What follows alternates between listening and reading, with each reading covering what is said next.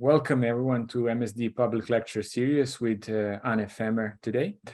I would like to begin by acknowledging the traditional custodians of the land on which I am, the lands of Wurundjeri people of the Kulin Nations, and pay my respects to their elders, past, present, and those emerging, and to all Indigenous and Torres Strait Islanders witnessing this event. I'm George Stoyanovic, Senior Lecturer in Architectural Design here at Melbourne School of Design. Together with me is Sarah Song, who's organized the lecture with me. We would also like to thank Next Generation Capstone Project, which made this event possible. Now, it is our pleasure to introduce Anne Femmer, who together with Florian Summa makes Summacumfemmer, a studio based in Leipzig, Germany. We know their work for their project San Remo, which is a cooperative housing in Munich, won competition in 2017 and completed the project in 2020 with office Julian Greb. Both Anne and Florian have academic careers as well. Anne is currently has a professorship at Technical University of Graz and previously was guest professor at Technical University in Munich and assistant professor at ETH to Jan de Widler and Christian Keres. Now, I think that's enough from me. I'm handing it over to Anne. Thank you for the introduction and for inviting me. So finding the presentation, I never held a lecture so far away or with such a big time difference so far. So that's very exotic for me. So I called my small lecture Non-finito. I think this is a phenomenon that all of our three projects share.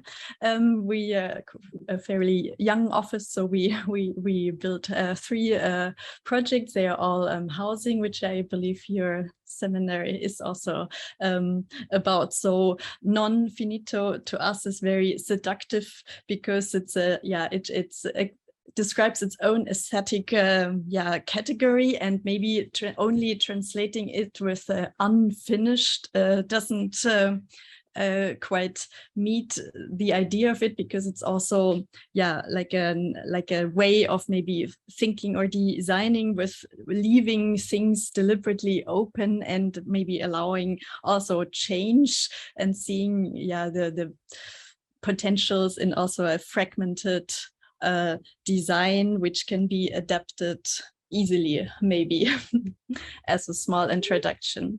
And you already mentioned our bigger housing project, San Remo, which is in Munich, but maybe just to start with a little bit of a different idea of living, I want to start with the house that we were able to buy some years ago when a property in Leipzig were still quite affordable, and which is where I'm sitting now. We have our office in there, and we also work there, so everything mingles there, private and also professional, on different floors. And we work our way through this house and do a lot of things ourselves. So it was quite in a desolate state. The neighbors said we should have gotten money for taking it instead of paying for it. And you can see the way the facade looked and how we started maybe refurbishing it, but in a way where we only focused on maybe some important parts, leaving the rest of it unfinished, also out of financial reasons, let's say, but maybe also to continue later on it. And as we like working physically, we worked ourselves through YouTube videos and understood how these ornaments on the facades are made and how you have to repair some of the existing ornaments that we still found, and you can make a mold out of it with like 2-component silicon, which you can see on the right image. So you have to leave these molds some days to dry them, and afterwards you can fill them either with plaster or concrete, and multiply them. And on the left, on the other hand, it's a pulled ornament out of plaster. And through this techniques, it was interesting to understand which parts on the house are fixed, which parts are maybe stone, which have to stay in the facade, and others that are pieces that you have to just glue to the facade and fix, and again others that you mount on site.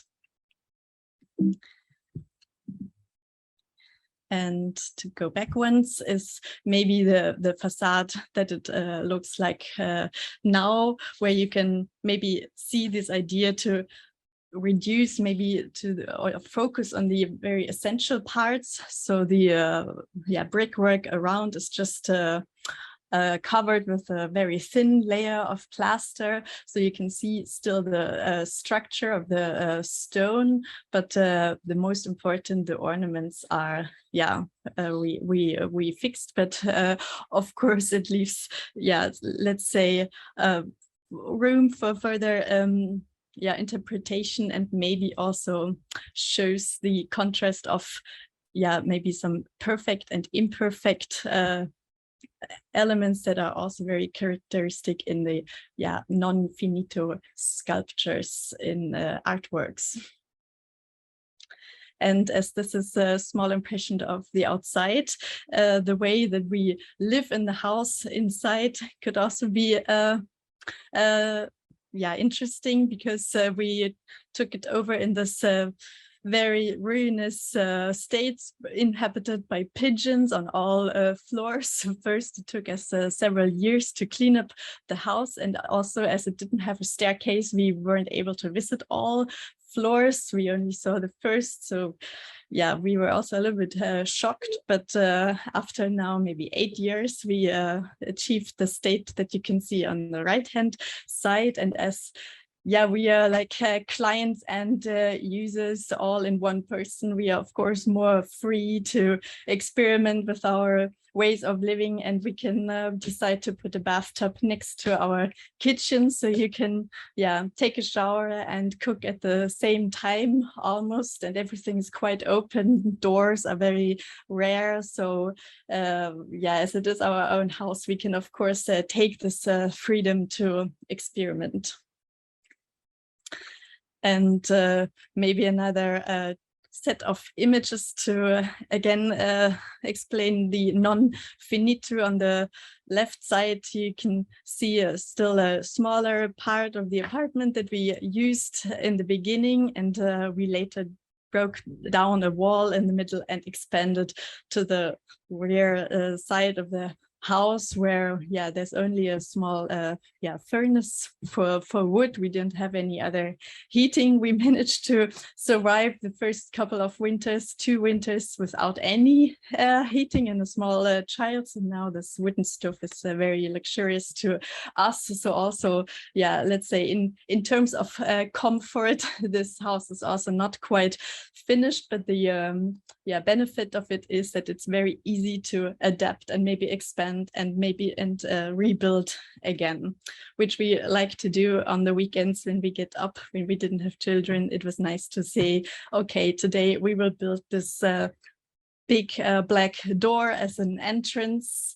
It's a new project for a weekend maybe, where we just buy a plate from the hardware store, and we made this door quite a lot higher to give it a little bit more prestige than the small opening that the old house actually had. And the door is kind of fixed to the outside, so also the lock is a small experiment in itself. And on the right, you can also see a glimpse of the railing of the new staircase that we also mounted ourselves.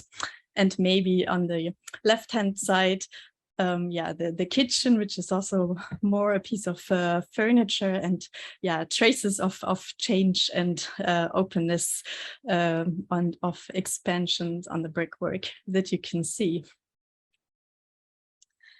And as this is maybe quite different to our next San Remo project, which was already mentioned. I thought it was interesting to show, because of course also for us this was our biggest project so far. We built it together with our friends in Belgium, Bureau Juliane Greb, and it is situated on an old airport area in the city of Munich. So the whole area is quite new. You can see it in the white, very homogeneous houses, and it was developed since the 90s. So the building definitely fits into the surrounding in its whiteness. And also what is maybe interesting in the exterior images is that it speaks a language of community. So these 100 people that share the cooperative or that live in the house now are treated in a very equal way. All the windows are supposed to be similar, so there's no hierarchy, maybe not any, like no flats with a better orientation than others that we hoped. So the language is one of unity that we try to express with these facades, with the big winter garden to the west, and then these maybe almost industrial looking striped windows on the east, and like a facade looking, or like a face almost looking to the square in front. Only the ground floor has some exceptions and like special elements that stick out, because these are the common areas. So here you can see on the left side big shop front windows, because behind the clients found an institution that does homework with kids and of the area. So they deal and help kids of the neighborhood and entertain them. So this is of course a special element of the house. And on the right you see the one and only big entrance of the house. So all the 100 inhabitants have one entrance, which was important to us, although the house has 2 staircases. And also the big marquise brisolet window with the kitchen of the house, where they can install a small cafe or have maybe dinners together for events. And this is again an impression of the front door with this very characteristic triangle and everything included in this window element. Bells and also fire hydrants integrated in one big element. Maybe nice to start with is this structure and the floor plans of the house. So on the bottom you would see the street facade, and the long ones to the right and the left. Maybe what is visible on first sight is that it's a very rigid structure that defines the house, with always the same room sizes or spans, which is maybe not so normal for housing. And they also stay the same on all levels.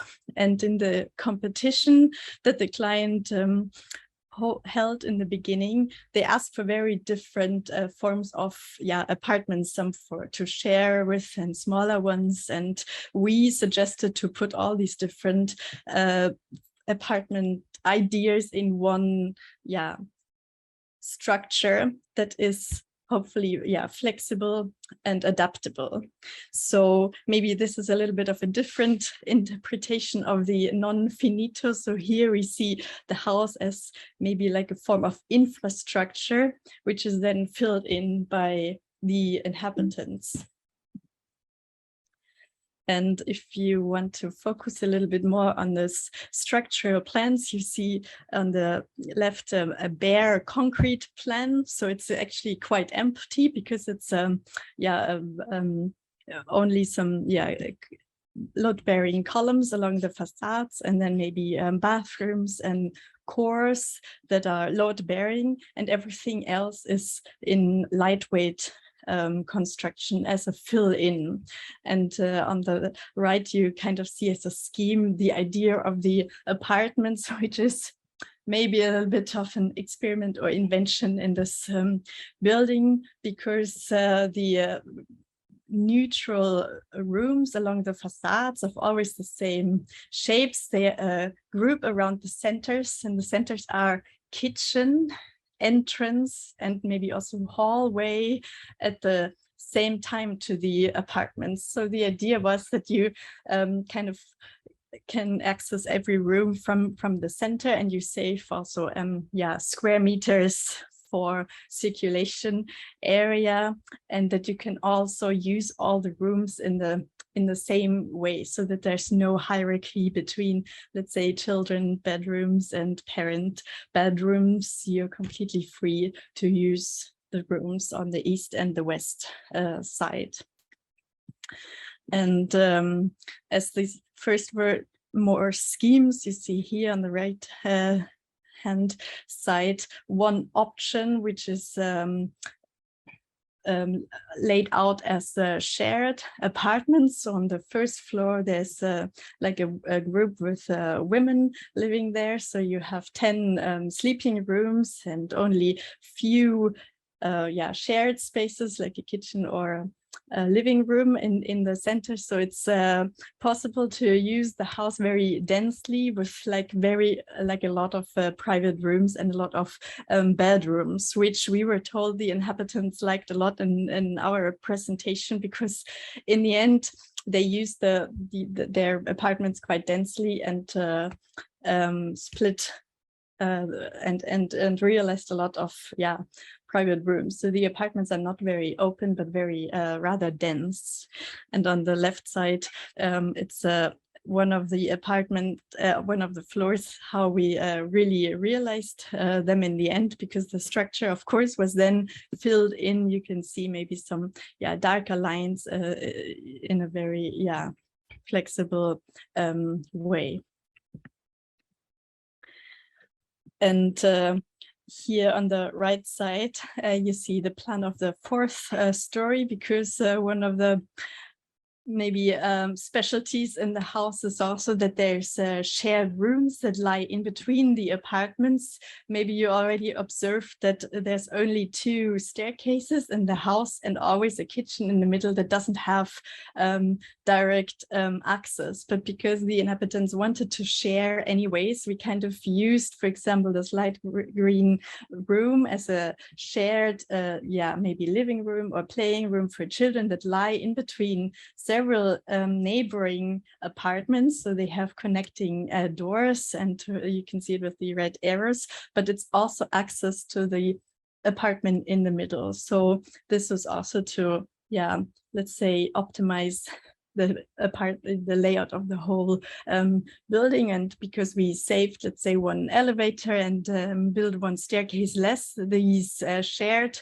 spaces in between are rented out for only half of the price, and then also shared with all neighboring apartments. And maybe this is also nice to see for the ground floor, the big entrance on the bottom. So the idea on the ground floor is that you have common spaces in the whole length of the building, and you kind of enter another street, like an extension of the exterior into the building, with the kitchen and on the bottom and the south, and then also further functions that you can maybe see later on. And from this big hallway or street, you enter the 2 staircases that lead your way up.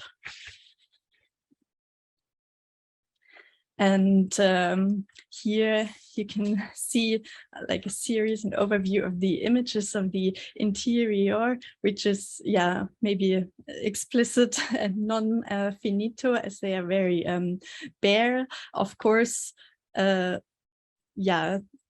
is also maybe the aesthetics that we chose, with the raw material, the anhydrite street on the bottom, on the floor, and also the concrete, of course, on the top. But it's also maybe non-finito, because you can obviously see that the structure that we proposed with these beams in this very rigid grid is only put to life through the separations and the fills in the light drywall constructions.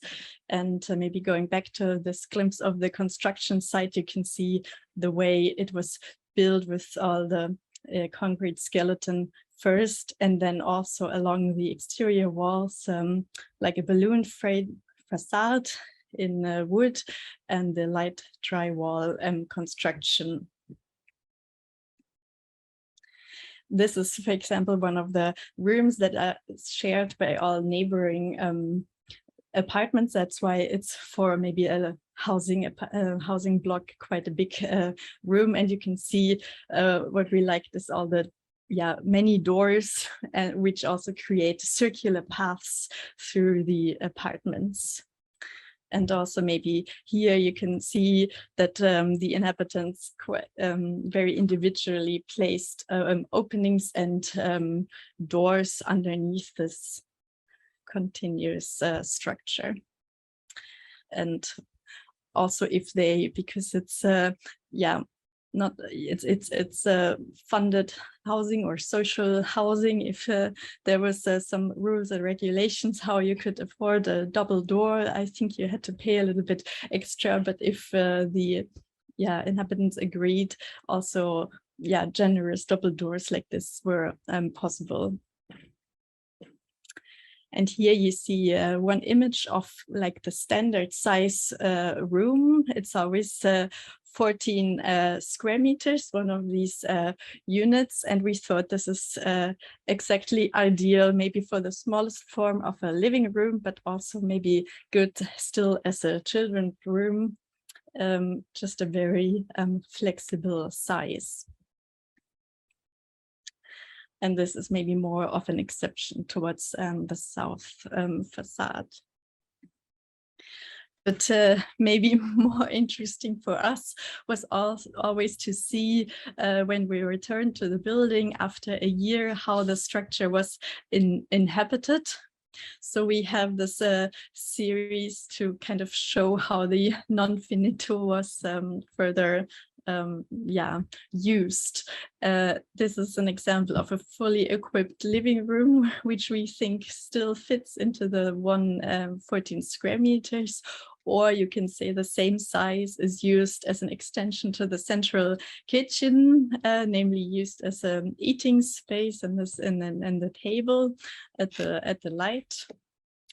And then also this is of course the children's room, or also a room for animals and people, another living room facing the winter garden.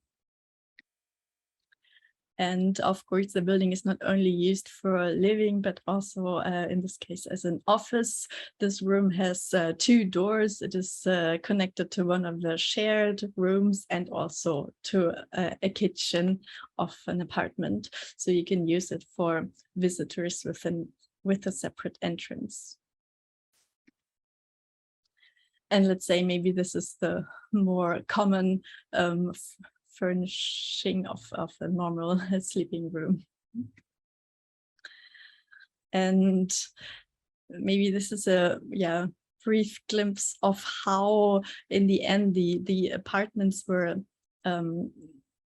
designed, because we invited the people living there to split up the units and share the spaces. So in the first step, what they did is they laid out the whole house as a floor plan and created several options and tried to see how many rooms everyone gets. So they were really trading with their neighbors, saying, okay, maybe you can have one more room, then my apartment is a little bit smaller. So first the boundaries of all apartments were set, and we then issued these kind of sheets with scissors and furniture, which they could cut up to send us their floor plans, and we took it over in the house with the positions of doors and also the number of walls that everyone wanted to have. They had to follow a matrix of rules necessary for the funding and state regulations. So there were some parameters, but the rest they were free. So we really liked this idea. Of course, it was a little bit of work, but on the other hand, because we had these fixed walls and the grid possibilities were limited, and was able to react to so many individual ideas. So maybe here, just as one example, on the right hand side is the staircase with the big room that is shared, and they had on the left hand side this empty floor plan, and first decided to set first dry walls, but you can also see there's rooms with doors in between more units. So in the first way, it was in the big apartment, there were two children's room and a classical parents' sleeping room, but they then decided they didn't need so much space, so they closed off one of the doors, and they let the in-between room to their neighbor, who got to know someone and moved in with two people instead of one. So they were happy that they now had an extra living room, and they could open up the other room to the eating space. And in the meanwhile, they installed an office on the top with this separate doors, and decided to sleep all the four of them in one room. But then, of course, in the long term, they would put up maybe another shelf and have a smaller living room on the bottom, and decide to create another children's room. So it's this kind of flexibility that in this project we think is this describes the state of unfinishedness in the title.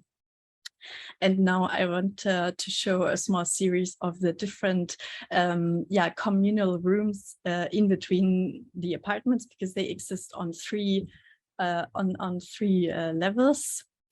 Always, of course, necessary to enter the apartment which doesn't have direct access from the staircase in the back, for example, here. So which is nice in this image, for example, the double door in the front is the small apartment to the left-hand side, which otherwise would only have one side or one orientation with windows. But if it's quiet, maybe she can open the double door, and then also has light from the east.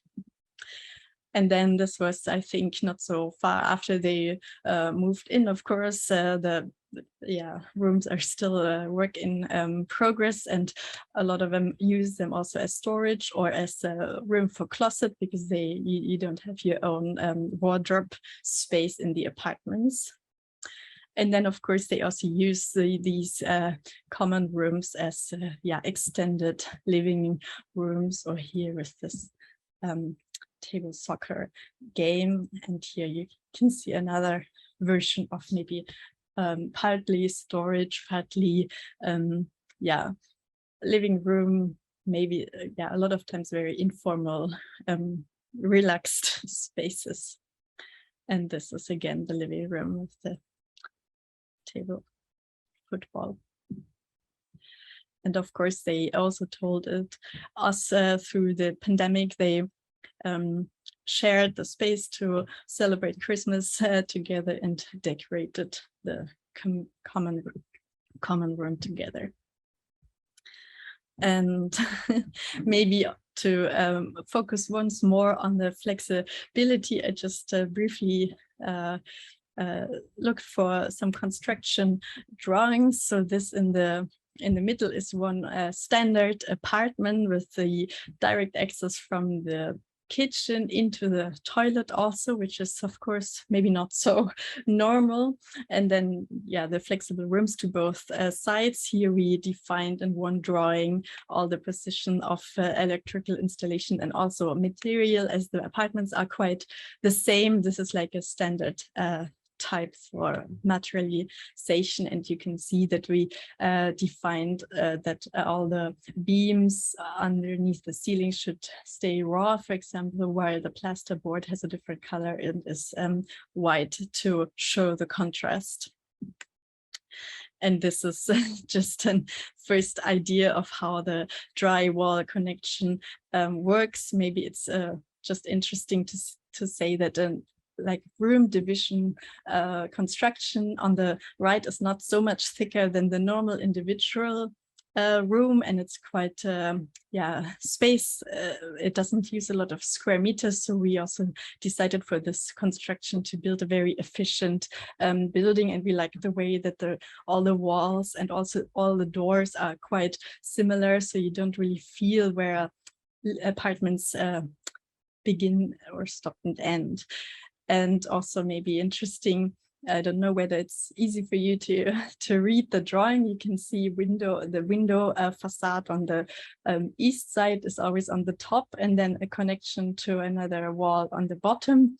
And on the east side, you see the blue and red tubes. They show the heating system, which is only vertical, so it's a quite standard, just a system with only radiators, so no floor heating, also to allow the flexibility, because otherwise you couldn't change rooms back and forth. So all the tubes are just vertical run vertical through the building.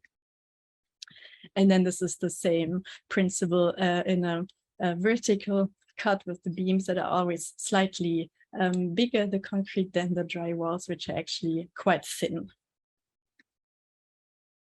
And now I would like to maybe just show, because it's nice to see these central kitchens. Of course, in the beginning, they were up for debate, because also in German floor plans, it's not so common to have the kitchen in the dark space, let's say, without direct window connection.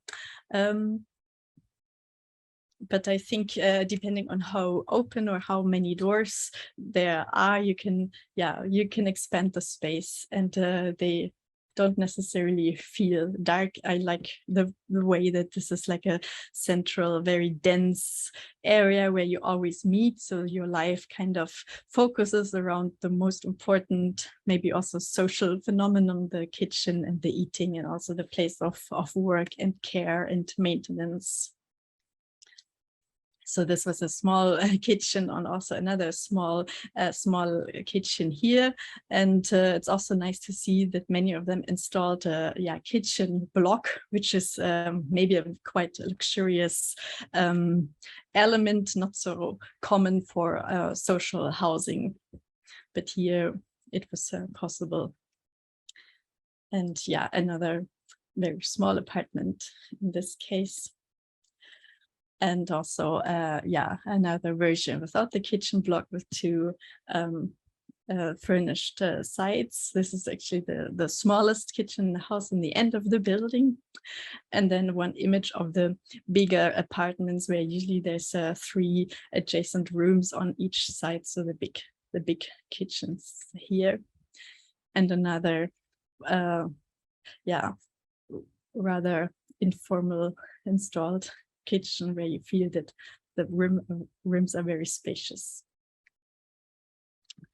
And of course, maybe this is the central part of every individual unit of the house, but in this project, the common areas which we concentrated on the ground floor and on the roof, there's a roof terrace, are important. So this is this entrance street that leads you into the building that you saw on the floor plan, and we wanted to have practical functions overlapping to make it really like maybe a space of work and also meeting and communication, and also give it an idea of maybe a work space through these maybe industrial looking curtains that you would find in workshops. And you can see the washing machines right at the entrance. The small units don't have their own space for washing machines, so then you have to wash on the ground floor. And you can also see the floor, which is pavement tiles that we use from the street to give it maybe this more open character, urban and open, rather than maybe private character. And this is a view from the outside of the courtyard. So you are always connected to the street on one hand, but then also to the courtyard of the house and the washing machines again.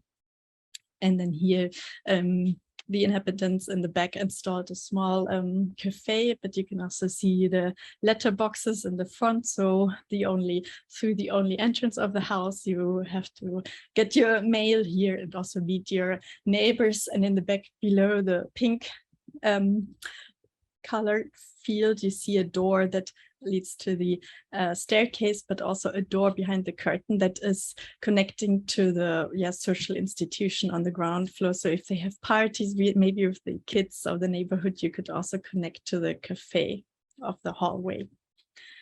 Yes, and then the view towards the street with this small kitchen and also a woodworking space that they installed in the back. So the idea to work and use the space very practical.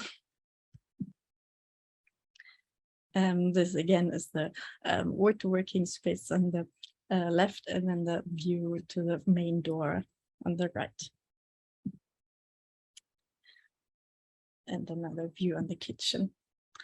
And maybe I will hold myself a little bit concise, but I wanted to show the part of the winter garden facade, which is very important to us on the house. It has acoustical reasons also for the area, which is located next to the fair of Munich, but it is also interesting maybe because it shows the connection to our house, where we built a big mock-up for the winter garden, and we tested the light corrugated sheet metal. We were looking for a very simple construction. In the end, it is bespoke, but also because there's no facade system, let's say, which is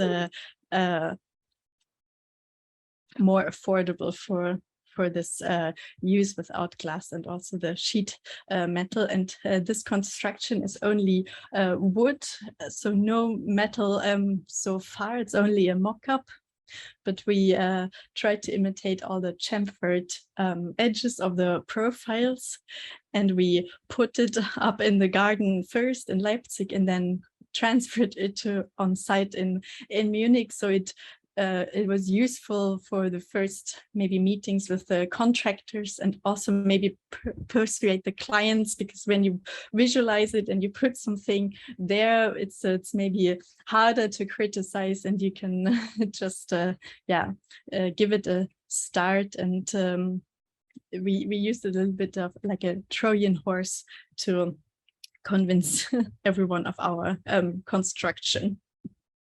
And then, of course, in the realization, we put a lot of effort and work into the details and the profile, which we tried to keep flexible so the contractors could make their own offers for profiles with, depending on availability also. And then the windows, details of the windows and handles, and also how it's connected to the cantilevering floor plates.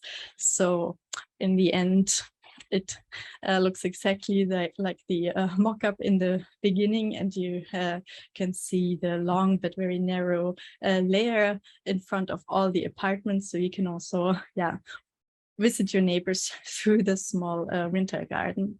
They only can put up plants or maybe laundry as a division here. And later we completed it with sun protection, which also gives the characteristic green color. And I think as I still have some minutes, I would like to go back to the third small project, which was actually our first. So this is now a completely different scale and also different place, close to where we live now, a different city where I was born, Dresden. And we had these children of friends of the family who wanted to build a very classical, like, one family house out of a catalog first. And we said, okay, if we, and they had problems to finance it, we said we will make a different proposal and we can make it cheaper.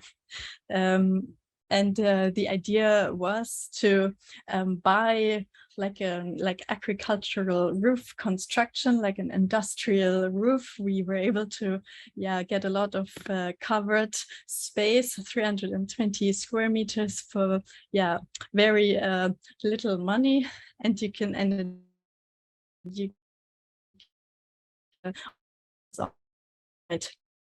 the siege of underneath cover roofs, and the clients were able to help with a lot of their own work and to reduce the cost of the house. And this is also showing the clients again how they painted the corrugated sheets from the bottom, because for us it was important that it is very dark and black and kind of unifying. And on the right side you see how the construction is put up, and also how part of the wooden house that has a very free contour line, you could also see it in the image of the foundation, is already started. And here again the wooden house, but also using very opportunistic, let's say, not in a very clean way, always the most simple structural solutions. So you have the balloon frame, but also some steel columns. And the way that we thought this is still infinito is that they are still able to expand the space. They wanted to build another wood workshop underneath, or maybe close up the garage. So we feel that this volume underneath, which also was changed a lot, was the flexible part underneath, is also very rigid and defined roof that binds everything together and that ties up the flexible volume underneath. And these are maybe some images, though not quite final, of how it was also partly lived in. So this very horizontal long roof, because they had a nice garden, piece of garden property. So we also told them not to live on 2 floors, because then you would have maybe 2 floors of 60 square meters, but it's more generous to combine the small square meters on one. And then you would have also children's or guest rooms like this with a beautiful view outside. We put a lot of, maybe first another specialty is this industrial sunshades, because the spans between the spans are so wide that you couldn't use a normal sunshade anymore. So this is more an industrial construction again. And then here these open in-between spaces, in between outside and inside, and a big terrace, and also a glimpse of the windows, which are normal pieces, standardized, but the way that we just joined them and put them all one to the other makes them look maybe a little bit like a curtain wall construction, but it's just simple elements joined. And a lot of windows that you cannot open, which is not a problem for cleaning, but then they're very cheap. So we only focused on few openings, and they make them very, slender and not so thick. And then the doors, they're a little bit wider or thicker to give them more emphasis and make the rest look even more filigree. So this is the living room with the several edges and doors. Yes, so this is actually my last image, about the 3 houses that we built.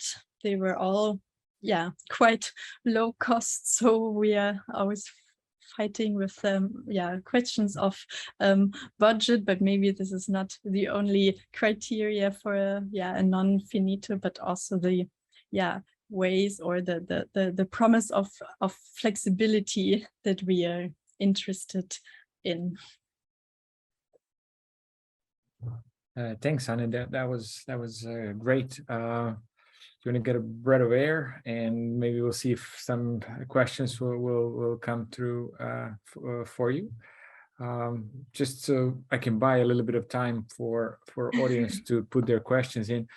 Can you give us a little bit of the history on San Remo project? So you won the competition in 2017, and what was the key characteristic of the project at that time that won you a competition, and how did it change over time as you were developing the project? So I think key promise was probably the systematic, and also let's say we to be honest, we also have to say that we didn't make the first prize in the beginning, but that the winner seemed too expensive with his proposals, and we were on place 2, and we were able to rework the competition. And then I think the combination of participation and also flexibility, but also that it seemed to be a realizable project in terms of systematic and practicability and also costs, I think made the difference in the end. And also that the inhabitants liked the way that the apartments could be used very efficiently with these many individual rooms that I was talking about. So you would find apartments where the central areas of the kitchens are completely locked with a lot of doors, and all the rooms are also used as sleeping rooms. So you would find, I don't know whether this means a lot to you, but you can find a 4-room apartment with 75 square meters, which is very small. Yeah, definitely. We understand the importance of adaptability and flexibility in the project, and if you look at a floor plan, it's very difficult to differentiate where the units are. In a sense, I read somewhere there is 27 units or so, but plans can be read in many different ways in a sense. So I understand part of that is coming through the consultation process with the community, with people who are going to live there. But I wanted to ask whether or not that happens now during the occupancy stage. Are these boundaries being reset constantly by people who live there? Or do they negotiate in terms of, I would like to take that room, can I have your room, can we share this room? That swapping and sharing, how does it work in real life now? So we are, I always emphasize that we, of course, are not taking down drywalls every month, and that we have different levels of flexibility. So first, during the design process, we also changed the apartments a lot, and they were able to take a lot of time. So we were already building the structure, but the apartments were still not split up, because maybe people also joined the group very late, and we also had some inconsistencies with the regulations. So actually we also put up a wall, and then we had to take it down later during construction process. And then maybe the second time frame was this one apartment here, where this one sleeping room was actually handed over. But of course, this is a special group. We don't have these double doors, as they also are expensive on all the floors. So it's one group of people on the 4th floor that joined together and said, okay, we could maybe profit from this sort of flexibility. So this one sleeping room was handed over. And we had another case where after completion, 2 adjacent apartments were again empty because the group left, and the family with 10 people took 2 apartments and then joined or combined them again. So we don't know how this was designed or put up, because it was after our after completion and moving in. So two apartments were joined and made to one apartment after the building was finished. And we just hope maybe in long term that, because we don't know how living or housing will work in the future, that hopefully it would just be a slightly more flexible idea. Maybe it could be also an office or working building when you take out all the walls again. Okay, so some questions are popping through the chat box. So Lucas asking, how do you go about making the rooms adaptable and flexible for the occupants, but not bare in its design? So I don't know, bare is good for some people, for some it isn't, but I don't know if you want to take this question. Bare in the design is giving up. Maybe I need some help in I'm trying to understand what he means by it, but I would say sort of, without too much detail, or sort of minimalistic in a sense. Lucas, do you want to clarify your question maybe a little bit? There's a lot of questions that are addressing or just thank yous and references to flexibility in a sense. And so we understand that the skeleton system allows for certain flexibility, but then the second layer of it, when people come in and the furniture comes in, that is sort of something that is negotiated. And I'm interested maybe a little bit more about that process of negotiation between the architect and the residents. In a sense, do you let them really cut and paste pieces of furniture and decide how they want to go about it, or you offer professional advice saying like, look, it's not going to work like that because you won't be able to open the door or something like that? Yes. Yeah, so we gave some advice or opinion, let's say, but they were not always followed, but which we didn't mind. So we tried to help or give suggestions, but it was the people who decided where doors are placed and how they open. It was also some apartments, but maybe in the end, it's also nice that asked for some exceptions that didn't follow the rules and the grid. So walls also placed to the sides, and it was also done after us.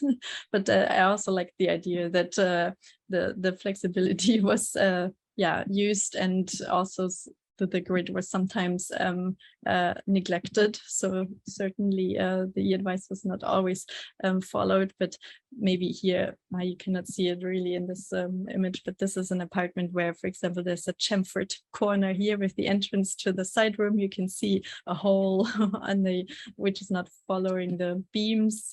So there's small exceptions which in the end make it very, very nice also. Mark's asking a practical one. He wants to know about the challenge to include openings in a party wall regarding the fire ratings and acoustics. Are they treated as separate units, or they are all treated as one big unit?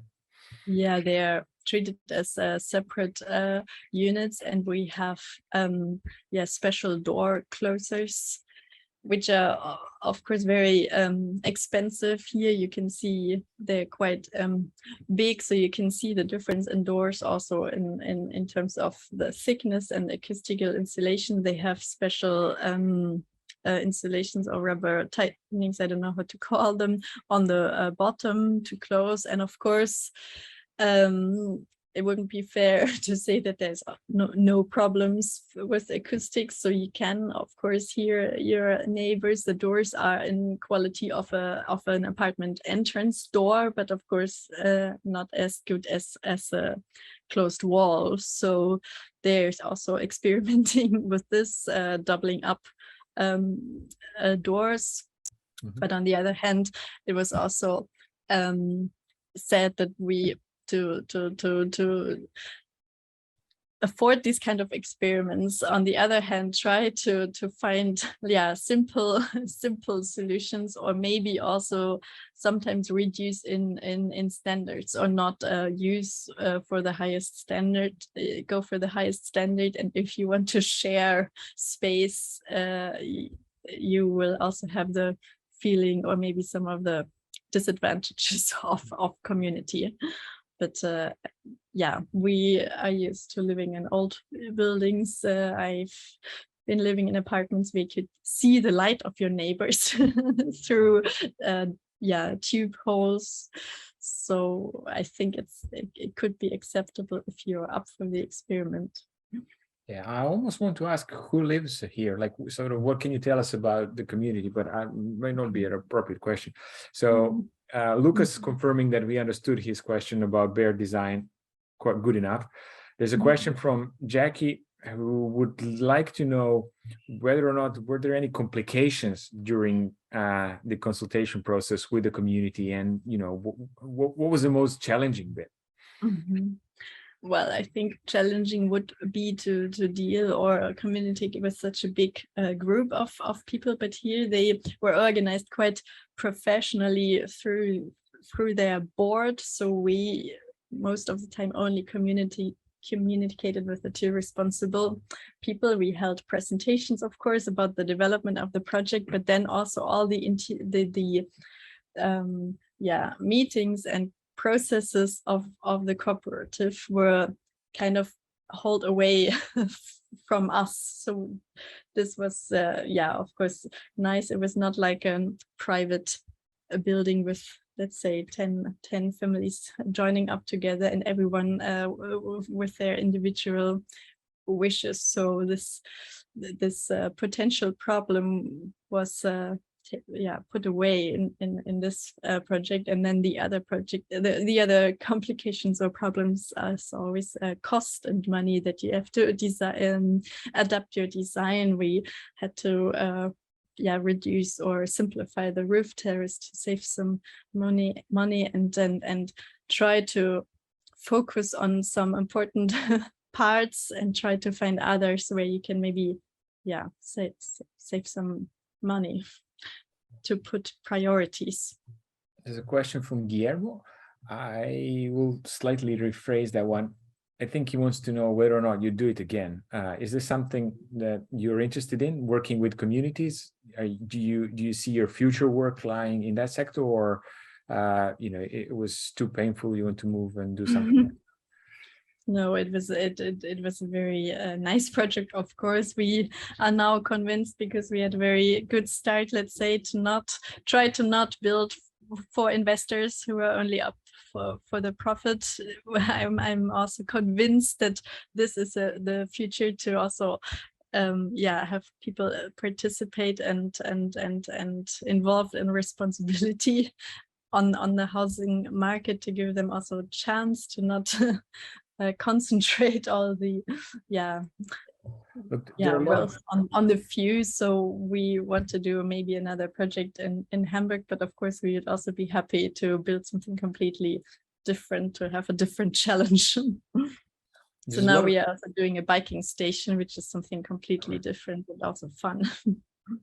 There's a lot of compliments here that I'm not reading, but there's a lot of nice things about your work. So almost all of those questions that I read out, we're starting with thanks and how fabulous your work is. So next one from Hella.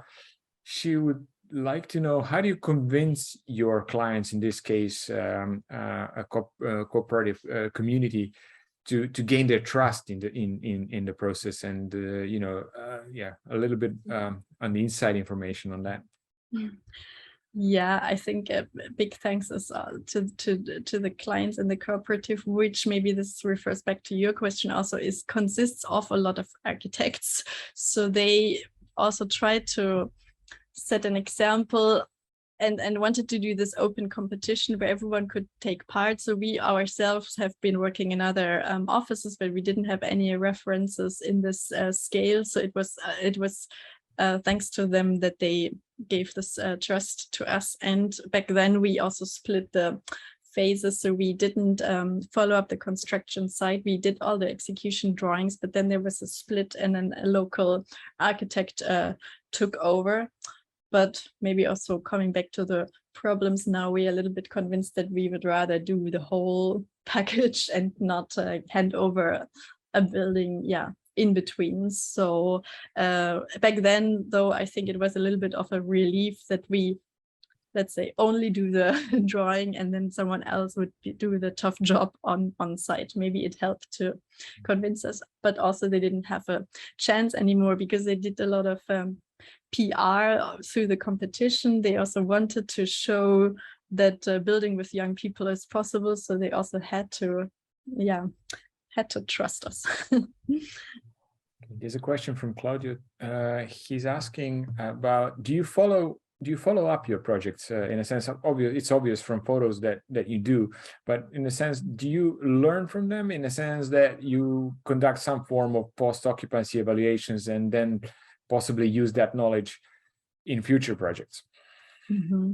Yeah, we hope so, and we also like to continue. It's also a little bit scary sometimes to return because, of course, you're afraid of maybe problems or change. But then, most of the time, hopefully, it will stay like this. It's motivating also to see that there's a lot of life in the building and kids are running around between the apartments, and of course through this experiment and the doors and maybe also fire regulations and costs, we already learned a lot. All right, few more questions and I think we should stop. So there's one, I think it's from a student, an anonymous attendee he says, or they say they were analyzing your project and they were thinking, what happens if one resident decides they no longer want to socialize or share spaces, and how does that impact the whole architectural idea? And what happens then, which is possibly something that could happen in real life. Do they have to move out or? Yeah, well, first of all, there are also a lot of, let's say, conventional apartments in the block, because not all of them are adjacent to these common rooms. And if you have one of these rooms, I think it's still quite luxurious because you can always close your door. So you have a fully furnished autonomous unit with your own bathroom, with your own kitchen. So you could say that the common rooms are more like an extra, but I could also believe that they move around the house, maybe if possible, that you'd get another apartment because they're very well connected. They have an social app for for parents, for children, for washing, so they can communicate on hundreds of different channels. You will probably find someone to maybe move or help you with the problem. Good. I mean, I think that pretty much exhausts the list that I can see here of the questions. Maybe we can conclude here. It's 7 o'clock sharp, exactly as we planned. And thanks very much for being with us today. Congratulations on your amazing work, and we hope to see you again sometime, either online or in face-to-face. Thank you a lot. This is very interesting to me, and as I said, and a very exotic invitation. Thank you.